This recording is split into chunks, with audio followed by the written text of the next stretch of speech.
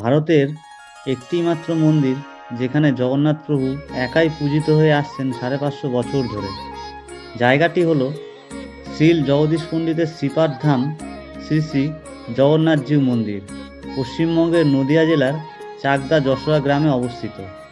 এই মন্দিরের ইতিহাস এই মন্দিরের সেবকদের কাছ থেকে তুলে ধরলাম আপনাদের কাছে।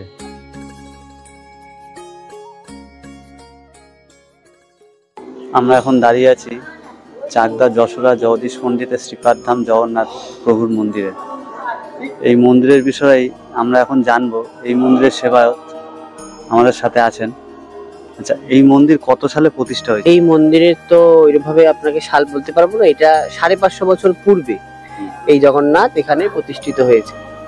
কে প্রতিষ্ঠা করেছিলেন মন্দির? এটাকে প্রতিষ্ঠা করেছেন জগদীশ পণ্ডিত। তিনি জগন্নাথকে পুরীধাম থেকে নিয়ে এসেছেন।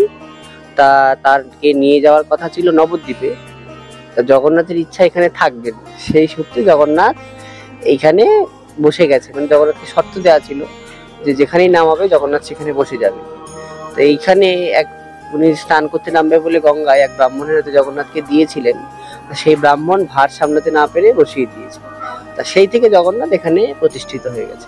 আমরা শুনেছি বাঁকে করে জগন্নাথ প্রভুকে পুরী থেকে এনেছিল জগদীশ পণ্ডিত। সেই বাঁকটা কি এখনো আছেন? এখনো আছে। মন্দিরে দেখবেন সিংহাসনের একদম সাইডে একটা কাচের বাক্সের মধ্যে ওই দণ্ডটা এখনো আছে। ওটাতে করেই জগন্নাথকে বেঁধে কাঁধে করে ঝুলিয়ে নিয়ে এসেছিলেন। আচ্ছা, এটা কি তারপরে কি রাজা কৃষ্ণচন্দ্র কি এটা মন্দিরটা করে দিয়েছিল? এই গোটা মন্দির করেননি উনি। এই যে নাট মন্দিরটা দেখতে পাবেন এখানে, এই নাট মন্দিরটা ছিল আগে জগন্নাথের পুরনো মন্দির। এইটা উনি জগন্নাথের সেবায় করে দিয়েছিলেন।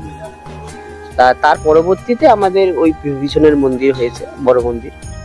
ওটা যখন মঠের আন্ডারে হয়েছে তখন ওনার আমলে কৃষ্ণচন্দ্র রাজা এই নাট মন্দিরটাই জগন্নাথের মন্দির হিসাবে করে দিয়েছিলেন। গঙ্গা আগে মন্দিরের পাশেই ছিল, আস্তে আস্তে গঙ্গা সরে গেছে। আচ্ছা, মূর্তিটা কি এই মূর্তিটাই ছিল 500 বছর আগে? এই মূর্তিটাই ছিল, এটাই ছিল। আচ্ছা, আমাদের একটু দণ্ডটা দেখাতে পারবেন?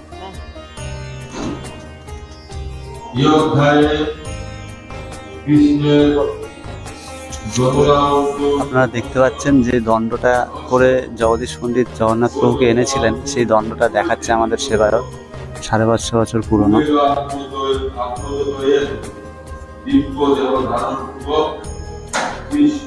এই মন্দিরের